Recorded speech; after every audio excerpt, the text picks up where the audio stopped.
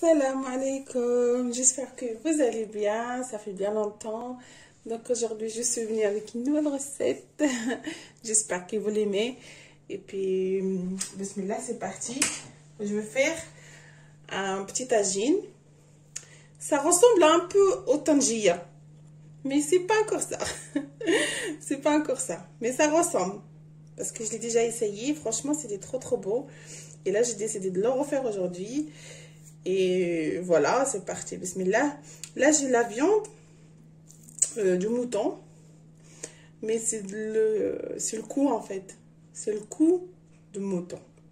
Il va venir le cou comme ça avec nous. Dans la cocotte. Bismillah. Je mets la viande dans ma cocotte. Hop. Après, je prends mes oignons. Voilà, les oignons. Je mets tous mes oignons comme ça. Là, j'ai pris deux gros oignons. Là, j'ai pas mal de, on va dire, 3 gousses d'ail à peu près. Je mets dedans. Après, j'en ai mis un petit peu de coriandre et un peu de persil. C'est un petit mélange, à peu près une cuillère et demie de soupe de mélange entre le persil et le coriandre.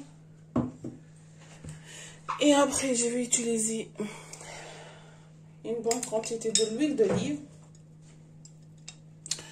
On va mettre une bonne quantité de l'huile d'olive. Et après, je vais rajouter un petit peu de l'huile normale. C'est de l'huile...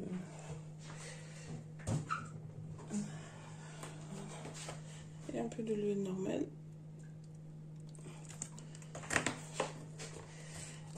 Et les épices, bien sûr. Oui, j'ai oublié de vous dire un truc. Comme dans mes vidéos, des fois je dis que prenez les cuillères pour les épices. Des petites cuillères à café pour les épices. Donc en fait, il y a différentes cuillères. Comme là, elle est toute petite, il a les plus grandes. Donc, vous voyez, c'est pas le même. Hein, parce qu'en fait, il y a des toutes petites cuillères. Il y a aussi des cuillères normales à yaourt. Il y a aussi ces toutes petites. Donc, moi, j'utilise ça pour mes épices. D'accord? Ah, Madame Cindy, c'est comme ça. Parce que comme j'ai une copine, elle me dit, ouais, des grosses cuillères. J'ai fait des trop de... Elle utilise des gros cuillères pour faire les épices. Donc, ça fait forcément, c'est trop fort. C'est parti. Donc, je prends un petit peu de piment doux. Voilà. Un petit peu de gingembre. Parce que moi, j'ai tout dans les boîtes. Donc, voilà, des gingembre. Je prends mon cuillère à gingembre. Hop. Allez, tu descends. Voilà. Le poivre noir. Il ne faut pas non plus trop doser. Après, ça pique. Après, pour les gens qui adorent manger piquant, ils peuvent mettre un peu plus. Voilà.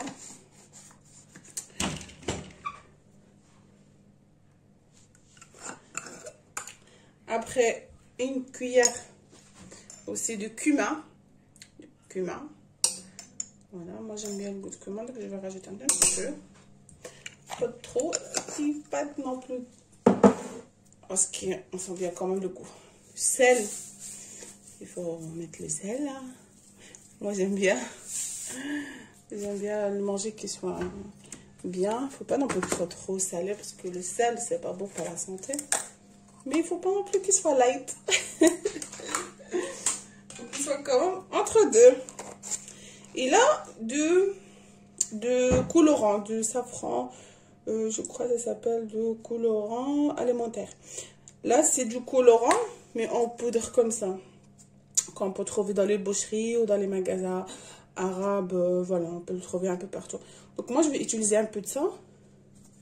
Oh là là, j'en ai mis partout. Voilà.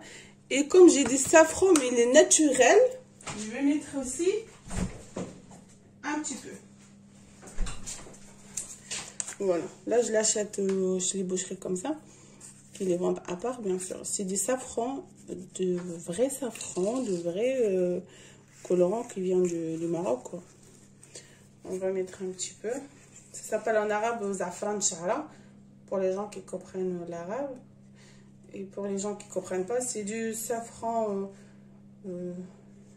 comme ça, quoi. Je crois que ça s'appelle du safran en français. Franchement, je ne sais pas exactement, mais voilà. C'est ça.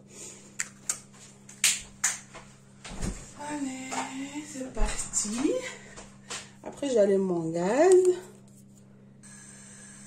Voilà. Le bien dans le tagine là, il ne faut pas non plus laisser le tagine qui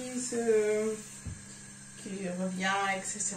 On met tous les ingrédients dedans. On prend un verre d'eau comme ça, un petit verre d'eau, pas un gros, et on met dedans. Et on ferme. Il faut qu'il cuise sur un feu très doux pendant 30 minutes. Et après, on l'ouvre et on regarde.